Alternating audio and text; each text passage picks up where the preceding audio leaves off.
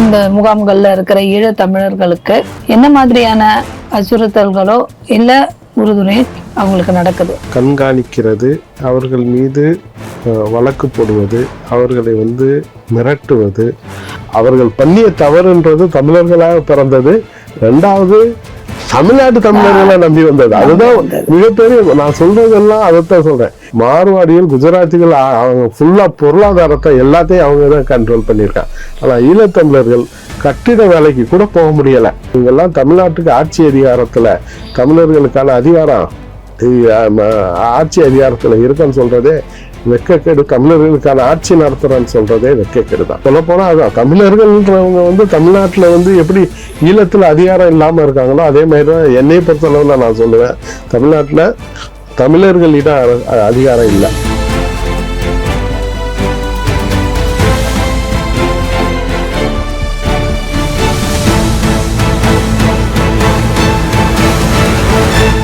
நம்ம பண்ணை இயற்கை அங்காடி. தொடர்புக்கு 87 54 44 92 99. உலகில் எங்கு பிறப்பினும் தமிழ் கற்கலாம், கற்பிக்கலாம். ஔவையார் பாடசாலை.org. ஏன் மீடியா நேயர்களுக்கு வணக்கம். இன்று நம்மோடு வழக்கறிஞர் புகழேந்தி அவர்கள் இணைந்துள்ளார். அவரோடு சமகால நிகழ்வுகளை அறிந்து கொள்வோம். வணக்கம் ஐயா. வணக்கம். ஏற்கனவே தமிழ்நாட்டுல இருக்க இலங்கை அகதிகள் முகாம்ல இருக்க இளைஞர்களுடைய வேலைவாய்ப்பு சம்பந்தப்பட்ட சுதந்திரத்துல அதனுடைய நிலைப்பாடு என்னவா இருக்கு? தமிழக அரசு ஏற்கனவே அதுக்கு எடுத்திருக்க முன்னெடுப்பு என்ன மாதிரியான முன்னெடுப்புகளை எடுத்திருக்காங்க? அதெல்லாம் அதாவது எந்த ஒரு முன்னெடுப்பும் எடுக்கலைங்க. அதாவது முகாம்கள்ல இருக்கக்கூடியவர்கள் படிப்பதற்கும் சரி வேலை வாய்ப்புக்கும் எந்த ஒரு உத்தரவாதமும் இல்லை. அவர்கள் என்ன படித்தாலும் சரி, நீங்கள் ப்ரைவேட் கம்பெனியில் வேலைக்கு போகிறதுன்றது மிக மிக மிக அரிது. அது தெரியாமல் வேலைக்கு போகலாம். நீங்கள் இப்போ ஒரு எடுத்துக்காட்டு சொல்கிறேன்னே, இப்போ திருச்சி முகாமில், கொட்டப்பட்டு முகாமில் இருக்கிற ஒருத்தர் ஒரு வேலைக்கு சேர்ந்தால் அவர் சென்னைக்கு வேலை செய்யணும்னா முடியாது. இல்லை கொட்டப்பட்டு முகாமில் அவர் பதிவு செஞ்சுருக்காரு. மாதத்துக்கு ஒரு தரமோ இல்லை வாரத்துக்கு ஒரு தரமோ அவங்க நினச்ச நேரம் கூப்பிடுவாங்க. அந்த நேரத்தில் நீங்கள் அங்கே ப்ரெசண்ட் ஆகியிருக்கணும், கையெழுத்து போடணும். அப்போ உங்களால் கண்டிப்பாக முகாமை விட்டு வெளி வேலைக்கு போக முடியாது. அப்போ இப்போ முன்பே அரசு வேலையும் சரி மற்ற வேலைகளும் இல்லை. அப்போ தனியார் வேலைகள்லையும் நீங்கள் வெளியூருக்கெல்லாம் போய் வேலை செய்ய முடியாது. அப்போ படித்தவர்கள் கூட அதிகமாக படிக்க முடியாது. என்ன படித்தாலும் நீங்கள் கட்டிட வேலைகள், இது மாதிரி கூலி வேலைகள் அல்லது ஓட்டுநர் வேலைகளுக்கு போகலாம். இன்னொரு பக்கம் காவல்துறை இல்லை தமிழக அரசு என்ன நெருக்குதல் கொடுக்குதுன்னா, நீங்கள் சொந்தமாக வாகனம் வச்சுருக்க கூடாது.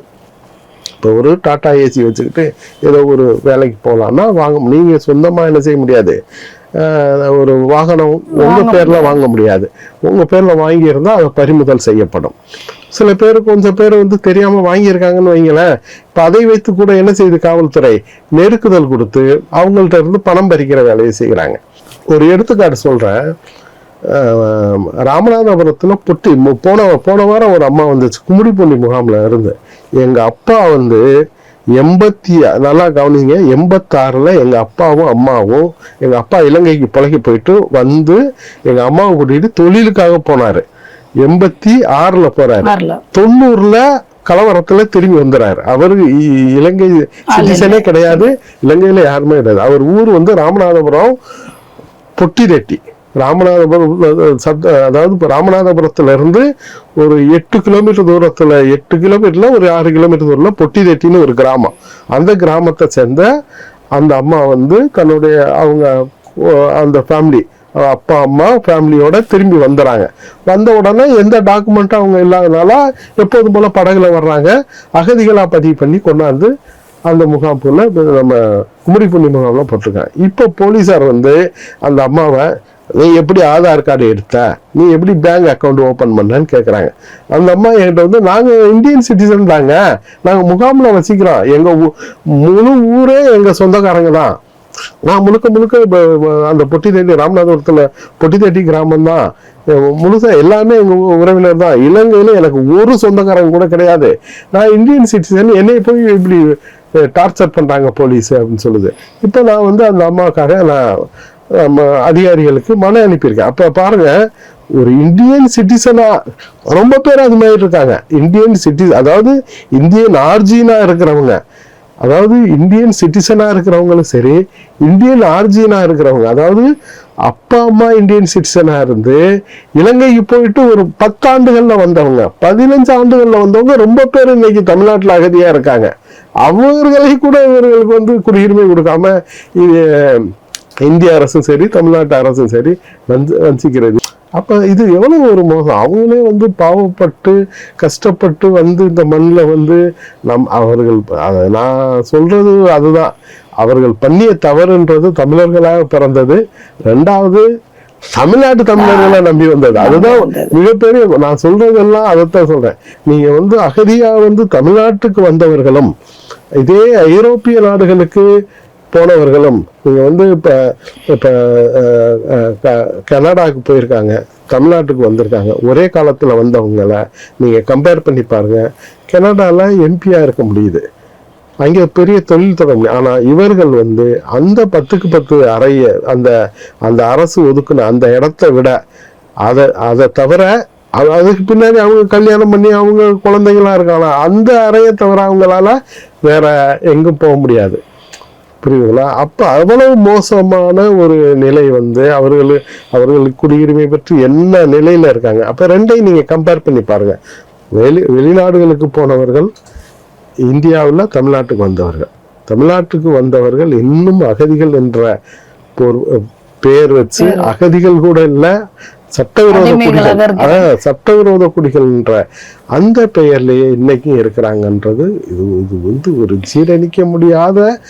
அதாவது நீங்க கொல்லவே கூடாது நீங்க தமிழர்கள்ல, நான் சொல்றது அதான். நீங்க தமிழர்களுக்கான ஆட்சின்னு நீங்க சொல்றதே ஒரு வெக்கக்கேடுன்னு தான் சொல்றேன். உலக நாடுகள்ல ஒரு 1.5 லட்சம் தமிழர்களுக்கு குடியுரிமை கொடுக்க முடியல, நீங்க என்ன ஆட்சி நடத்துறீங்க? வடநாட்டுல இருந்து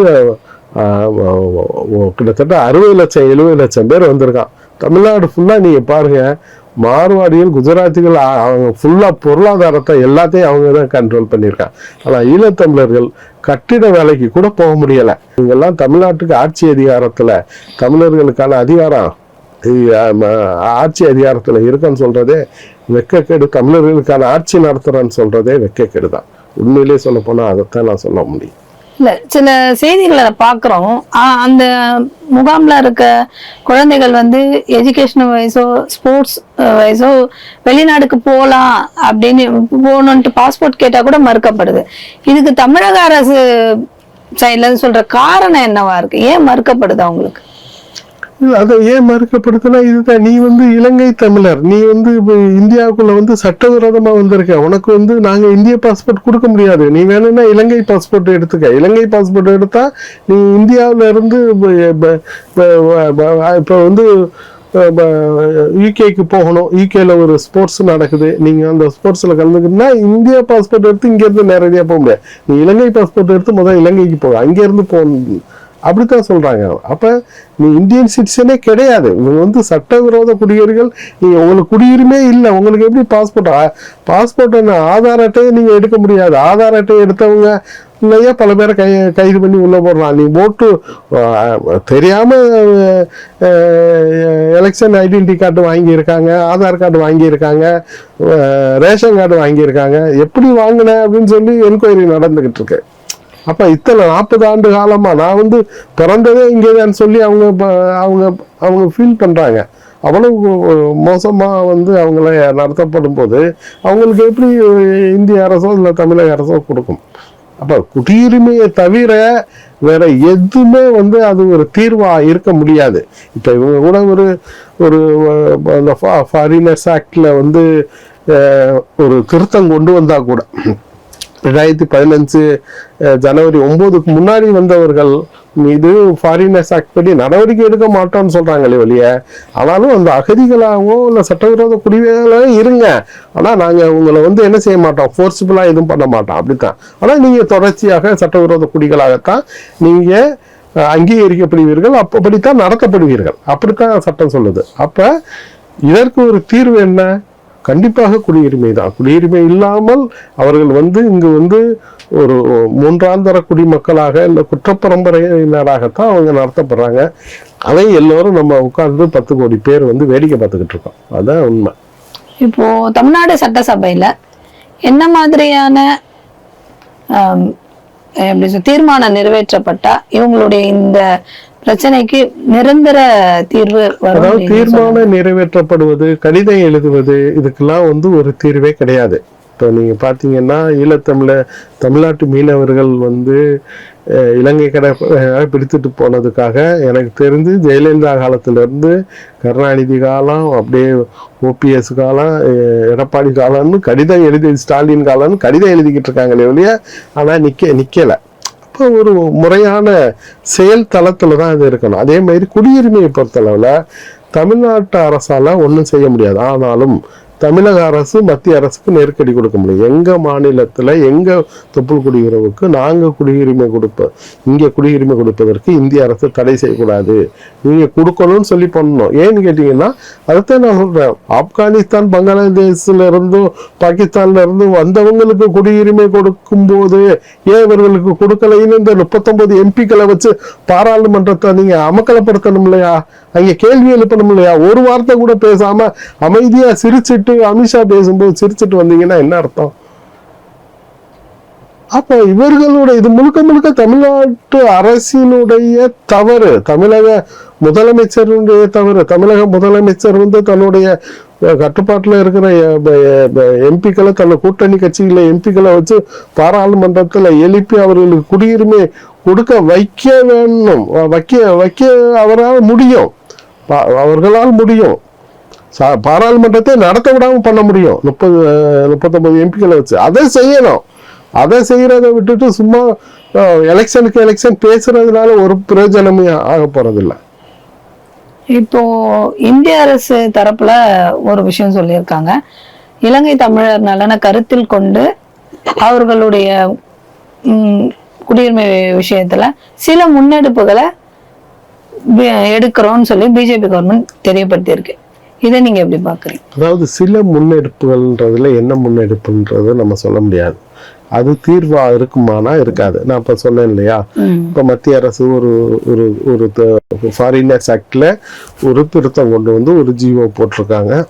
2015 9 ஜனவரிக்கு முன்னால வந்தவர்களை நாங்கள் டிஸ்டர்ப் பண்ண மாட்டோம். அது முன்னெடுப்பு தான். ஆனா அதனால என்ன பலன்? அது உருப்படியான பலனா அப்படின்னா அது இல்லை. குடியுரிமை தவிர வேற எதுவும் இல்லை. மதுரை உயர் நீதிமன்றமே ஏன் அவர்களுக்கு குடியுரிமை கொடுக்கல, மத்திய அரசு இதை கன்சிடர் பண்ணணும்னு சொல்லி மதுரை உயர் நீதிமன்றம் தீர்ப்பு சொல்லி இருக்கு. ஆனா தொடர்ச்சியாக மத்திய அரசு எந்த ஒரு நடவடிக்கை எடுக்கல. ஆகவே குடியுரிமையை தவிர வேற எதுவும் இல்லை. அதெல்லாம் திரும்ப சொல்றது, உலக நாடுகளில் இதே மாதிரி அகதியாகி போன ஈழத்தமிழர்களும் இந்தியாவிற்கு வந்த ஈழத்தமிழர்களை நீங்க கம்பேர் பண்ணி பார்த்தீங்கன்னா இந்தியா மிக ஒரு மோசமான நாடு. ஈழத்தமிழர்களை மிக மோசமாக நடத்தக்கூடிய நாடு. அதுவும் தமிழ்நாட்டில் அந்த ஈழத்தமிழர்கள் இவ்வளவு மோசமாக நடத்தப்படுகிறார்கள் என்பதை நினைக்கும் போது தமிழ்நாட்டு அரசை நினைத்து இல்லை தமிழக மக்களை நினைத்து நம்ம கோவப்படணும், இல்லை வெக்கப்படணும், வேதனைப்படணும். உண்மை அதுதான். அங்கே நீங்க பல்வேறு நாடுகள்ல அவர்கள் இன்னைக்கு காவல்துறை அதிகாரிகளா இருக்காங்க, உயர் பதவிகள்ல இருக்காங்க, பெரிய பெரிய பிசினஸ் மேனா, டாக்டரா, இன்ஜினியரா, அமைச்சர்களா இருக்காங்க. ஆனா ஏன் இந்த நம்மளுடைய தொப்புள் கொடியில் உறவுன்னு சொல்ற தமிழ்நாட்டுல இவ்வளவு மோசமாக ஒரு முகாம்னு சொல்லி ஒரு 110 முகாம்களை நீங்க திறந்து வச்சு அதை ஒரு சுத்தி ஒரு வேலி போட்டு அதுக்குள்ளேயே அடைச்சு வச்சு தாசில்தார் கலெக்டர் கண்ட்ரோல்ல வச்சுக்கிட்டு கியூ பிரான்ச்சோட மேற்பார்வையில வச்சுக்கிட்டு ரொம்ப நெருக்குதல் கொடுத்துக்கிட்டு ஏன் இருக்கீங்கன்னு கேட்கிறேன். அவங்க என்ன குற்றம் செஞ்சாங்க? அவங்க ஈழத்தமிழா பிறந்த தவிர அவங்க செஞ்சது எந்த குற்றமும் இல்லை. ரெண்டாவது உங்களை நம்பி, தமிழ்நாட்டை நம்பி நீங்க எல்லாம் தமிழர்கள் எங்களை காப்பாத்துவீங்கன்னு வந்ததுதான். அதே அவர்கள் வேற நாட்டுக்கு ஓடி இருந்தாங்கன்னா இன்னைக்கு செல்வ செழிப்பா கோடீஸ்வரரா இருந்திருப்பாங்க. ஏன் இன்னைக்கு தமிழ்நாட்டுல இருந்து பல பேர் தப்பி ஓடுறாங்க? உங்களுக்கு தெரியும், பல பேர் படகுல கிட்டத்தட்ட 20-30 பேர் பயணம் செய்யக்கூடிய படகுல கிட்டத்தட்ட 40 பேர் 50 பேர் குடும்பமா கிட்டத்தட்ட ஆஸ்திரேலியாவுக்கு போறாங்க. நடுக்கடல்ல இறக்குறாங்க. ரொம்ப பேருக்கு நடுக்கடல்ல பிடிபட்டு வேற நாடுகளுக்கு எதுக்கு போறாங்க? ஏன் போறாங்க? இந்தியாவில வந்து உயிர் மட்டும் வாழலாம், சாப்பாடு சாப்பிட்டுட்டு உயிர் வாழலாம், உரிமையோடு வாழ முடியாது. தினம் காவல்துறைக்கு 5 வாழலாம். ஆனா தான் வந்து வெளிநாடுகளுக்கு தப்பி ஓடினால் தனக்கு பின்னணியில் ஒரு மிகப்பெரிய வாழ்க்கை இருக்கிறது. நம்ம தவறுதலாக தமிழ்நாட்டுக்குள் வந்து விட்டோம், இல்ல நம்முடைய முன்னோர்கள் நம்முடைய பெற்றோர்கள் தவறுதலாக தமிழ்நாட்டுக்கு வந்துட்டாங்க, நம்ம இங்கே பிறந்தோம், நம்ம இங்கே அகதியா வாழ முடியாது அப்படின்னு பல இளைஞர்கள், பல குடும்பத்தினர் இந்தியாவில இருந்து படகுல தப்பித்து ஓடுகிறவர்கள் எத்தனை பேர் இருக்காங்க பார்த்தீங்களா? தொடர்ச்சியாக நீங்க பார்த்துக்கிட்டு இருக்கீங்க. பல பேர் தப்பிச்சு ஓடி இறக்குறாங்க, பல பேர் தப்பிச்சு ஓடி பல நாடுகளில் மாட்டுறாங்க. அப்படி மாட்டா கூட ஏன் அவர்கள் தங்கள் உயிரை பணைய வச்சு போறாங்க? அதே மெயின், கடலுக்குள்ள உயிரை பணைய வச்சு அந்த படகுல ஏன் போறாங்கன்னா, இந்தியா வாழ்வதற்கான, அதாவது ஈழத்தமிழர்கள் அகதியாக வாழ்வதற்கான நாடு இல்லை. இது ஒரு வாழ்வதற்கான நாடு இல்லை. இங்கு ஈழத்தமிழர்கள் மிக மோசமாக நடத்தப்படுகிறார்கள். ஆகவே தங்களுடைய ஒரு பின்னால் ஒரு மிகப்பெரிய நம்ம வாழ்க்கையை தேடணும், நம்ம ஒழுங்கா நம்ம வந்து வாழணும். இங்க வந்து என் தாத்தா வந்தாரு, அவரும் அகதி, எங்க அப்பா அவரும் அகதி, நானும் அகதி, என் பையன் அகதி, என் பேர் அகதி.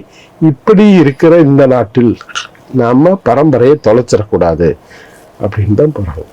சார், பிஜேபியுடைய இந்திய அரசுடைய இந்த அறிவிப்பை உலகளாவிய இலங்கை தமிழர்களுடைய கருத்தை அவங்க நலனில் வச்சு சொல்றதா நினைக்கிறதா, இல்ல எதிர்காலத்துல இந்தியா இலங்கை சீனாவுடைய வெளியுறவு கொள்கையை மனசுல வச்சு நகர்த்துற ராஜதந்திர நகர்வா இதை பாக்குறதா நீங்க எப்படி பாக்குறீங்க? இந்த இதை பொறுத்தளவுல, குடியுரிமையை பொறுத்தளவுல அவர்கள் வந்து ஒரு தெளிவா அதை சொல்லலை.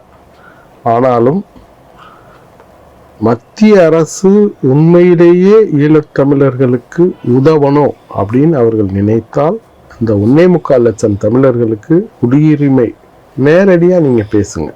மறைமுகமா நாங்கள் சில இதுக்கு அவர்களுக்கு அனுகூலமான சில செயல்களை செய்வோம் அப்படின்னா அந்த அனுகூலங்கள்லாம் தேவையில்லை. ஏன் தேவையில்லைன்னா, ஏதோ நேற்று முந்தா நாள் அகதியா ஓடி வந்தவங்க இல்லை. அவங்க கிட்டத்தட்ட 40 ஆண்டுகளாக இதே மண்ணில் இதே வளர்ந்து அவங்க வந்து பரம்பரையாக வளர்ந்து கொண்டு இருக்கிறார்கள். ஆகவே வந்து மற்ற நாடுகளிலே அவர்களுக்கு கொடுக்கப்படக்கூடிய அகதிகளுக்கு கொடுக்கக்கூடிய அந்த அந்தஸ்தையும் நீங்கள் பார்த்து கண்டிப்பாக நீங்கள் குடியுரிமை கொடுப்பதை தவிர வேறு எந்த வகையான உறுதிமொழியவும் வந்து அது ஏமாற்று வேலையாக தான் இருக்குமே ஒழிய அது உண்மையானதாக இருக்காது. ஆகவே குடியுரிமை கொடுப்பதை மட்டும்தான் வந்து அது சரியானதாகவும் நிரந்தரமாகவும் இந்த பிரச்சனைக்கு தீர்வானதாகவும் இருக்கும். இப்போ இந்தியாவிலையும் சரி தமிழ்நாட்டுக்குள்ளேயும் வாழ்ற இந்த முகாம்கள்ல இருக்கிற ஈழத் தமிழர்களுக்கு உறுதுணையோ இல்லை அச்சுறுத்தலோ, அல்லது குறிப்பா இந்த கியூ பிரான்ச் உளவுத்துறையால என்ன மாதிரியான அச்சுறுத்தல்களோ இல்லை உறுதுணையோ அவங்களுக்கு நடக்குது? அதாவது கியூ பிரிவு காவல்துறையை பொறுத்தளவில் தொடர்ச்சியாக வந்து அவர்களை வந்து கண்காணிக்கிறது, அவர்கள் மீது வழக்கு போடுவது, அவர்களை வந்து மிரட்டுவது, இது மாதிரி வந்து முன்னாடிலாம் ரொம்ப மோசமாக இருந்துச்சு. இப்போ கொஞ்சம் குறைஞ்சிருக்கு. ஆனாலும் நீங்கள் வந்து கியூ பிரிவினுடைய தாக்கம், ஈழத்தமிழர்கள் கியூ பிரிவுன்னு சொன்னாலே ஒரு மிகப்பெரிய அச்சத்தில் இருக்காங்க. ஏன்னா எந்த நேரம்னாலும் அவர்கள் வந்து ஏதாவது ஒரு சும்மா வழக்கு போட்டு, ஒன்றும் இல்லை, வெளிநாட்டுக்கு தப்ப முயற்சி செய்தார்கள் அப்படின்னு சும்மா ஒரு 4 பேர் உட்கார்ந்து பேசினால இவர்கள் வந்து திட்டம் போட்டார்கள், வெளிநாட்டுக்கு திட்டம் போட்டார்கள் அப்படின்னு ஒரு வழக்கை போட்டு அவர்கள் வந்து என்ன செய்ய முடியும், ரிமாண்ட் பண்ணிட முடியும். அப்போ அதை அடிப்படையாக வச்சு அவர்களை வந்து கேம்பில் கொண்டாந்து அடைக்க முடியும். இப்படி பல பேரை அடைச்சிருக்காங்க, நம்ம வந்து அதை பார்த்துருக்கோம்.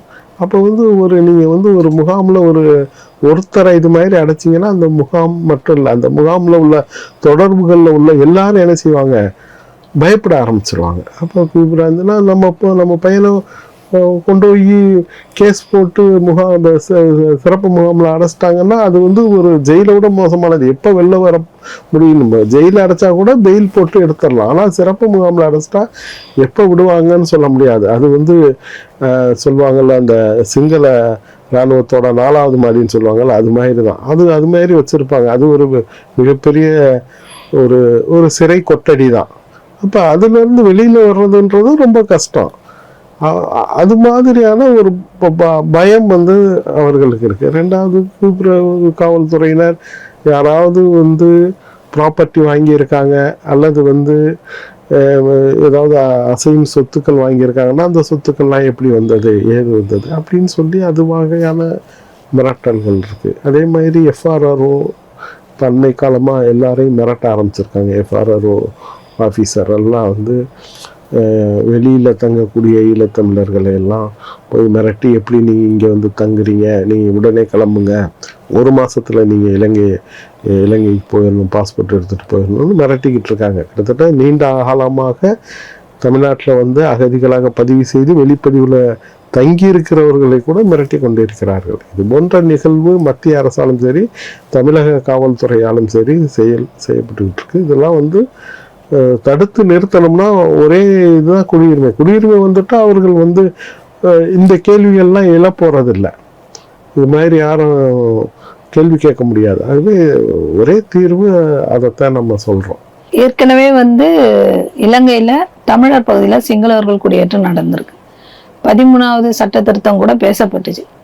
இந்த நிலை இப்ப எப்படி இருக்காங்க, ஏற்கனவே எப்படி இருந்துச்சு? அதாவது முன்னாடி வந்து குடியேற்றங்கள் வந்து அதிகமாக நடந்தது. அதற்கு பின்பு வந்து இப்போ 2009க்கு பின்பு இப்போ வந்து என்ன ஆகுதுன்னா, முன்னாடி வந்து ஒரு அரசினுடைய அதிகார பலத்தோடு நடந்தது. இப்போ வந்து ஒரு ரகசியமாக இப்போ வந்து உங்கள் பகுதிகளில் ஈழத்தமிழர்கள் பகுதிகளுக்குள்ள ஒரு முகாமை போட்டிருக்காங்க. அப்போ அந்த பகுதிகளில் நாங்கள் குடியேறணும், எங்களுக்கு ஒரு வீடு வேணும், அப்படி இடம் வேணும் அப்படின்னு வந்து ஒரு அமைதியாக கேட்குறது மாதிரி கேட்டு குடியேறாங்க. அது மாதிரியான நிகழ்வுகள் போகும்போது நம்ம இப்போ நடந்துக்கிட்டு இருக்கு. அதனால அவர்கள் பல்வேறு வகையான உத்திகளை கையாண்டு தமிழர் பகுதிகளுக்குள்ள வந்துக்கிட்டு தான் இருக்காங்க. அது வந்து அது இயல்பான ஒரு வருகையாக நம்ம பார்க்க முடியாது. அது ஒரு திட்டமிட்ட ஒரு குடியேற்றம். தமிழர்களை அவர்கள் வாழக்கூடிய பகுதியில், பெரும்பான்மையாக இருக்கக்கூடிய பகுதியில் எப்படி சிறுபான்மையாக மாற்றுவது, எல்லாம் அங்கு சென்று அவர்களுக்கு ஒரு அச்சுறுத்தலை உருவாக்குவது, அப்படியான ஒரு நிகழ்வு தான் இப்போ இலங்கையில் நடந்துகிட்டு இருக்கு.